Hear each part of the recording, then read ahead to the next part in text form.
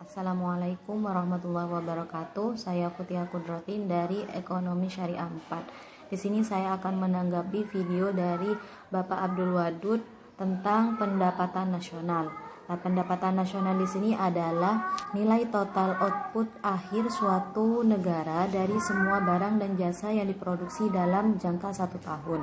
Adapun konsep pendapatan nasional yang pertama adalah produk domestik bruto atau GDP, yang mana jumlah produk yang dihasilkan oleh unit-unit produksi dalam batas wilayah suatu negara atau domestik selama 1 tahun.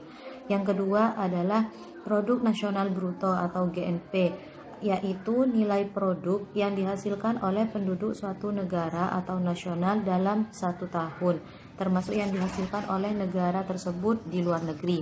Yang ketiga yaitu produk nasional neto, adalah produk nasional kotor yang dikurangi penyusutan barang modal. Yang keempat adalah pendapatan nasional neto atau NNI, adalah pendapatan yang dihitung menurut jumlah balas jasa yang diterima oleh masyarakat sebagai pemilik faktor produksi. Yang kelima, pendapatan perseorangan, yaitu jumlah pendapatan yang diterima oleh setiap orang dalam masyarakat, termasuk pendapatan yang diperoleh tanpa melakukan kegiatan apapun, contohnya seperti gaji karyawan di kantoran. Yang terakhir adalah pendapatan yang siap dibelanjakan atau dikenal dengan disposable income, yaitu pendapatan yang siap untuk dimanfaatkan guna membeli barang dan jasa konsumsi dan selebihnya menjadi tabungan yang disalurkan menjadi investasi. Nah, adapun manfaat perhitungan pendapatan nasional. Yang pertama, mengetahui adanya tingkat kemakmuran suatu negara, mengevaluasi kinerja perekonomian dalam sketsa tertentu, mengukur perubahan perekonomian suatu negara secara berkala, memudahkan dalam membandingkan kinerja ekonomi dari setiap sektor, dan juga sebagai indikator-indikator kehidupan masyarakat di suatu tempat dan sebagainya. Adapun macam-macam metode perhitungan pendapatan nasional, ada 3 metode. Yang pertama adalah metode pendekatan nilai produksi, yang mana metode ini yaitu dengan menjumlahkan barang atau jasa yang diproduksi oleh seluruh usaha, baik itu BUMN atau UMKM pada suatu negara dalam waktu 1 tahun.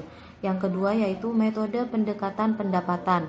Cara ini yaitu dengan menghitung jumlah pendapatan dari berbagai faktor produksi yang memberi sumbangan terhadap proses produksi. Yang terakhir adalah metode pendekatan pengeluaran, yang mana metode ini dilakukan dengan cara menjumlahkan suatu pengeluaran dari rumah tangga, perusahaan, masyarakat, dan juga pemerintah dalam periode tertentu. Adapun pendapatan nasional dalam perspektif ekonomi Islam ada 4. Yang pertama adalah pendapatan nasional harus dapat mengukur penyebaran pendapatan individu rumah tangga. Yang kedua, pendapatan nasional harus dapat mengukur produksi di sektor pedesaan. Yang ketiga, pendapatan nasional harus dapat mengukur kesejahteraan ekonomi Islam. Dan yang keempat adalah perhitungan pendapatan nasional sebagai ukuran dari kesejahteraan sosial Islami melalui pendugaan nilai santunan antar saudara dan sedekah. Adapun sumber-sumber pendapatan nasional dalam ekonomi Islam, yaitu diantaranya ghanimah atau suatu harta rampasan dari perang. Yang kedua, sedekah. Yang ketiga, infak. Yang keempat, zakat. Yang kelima, usur.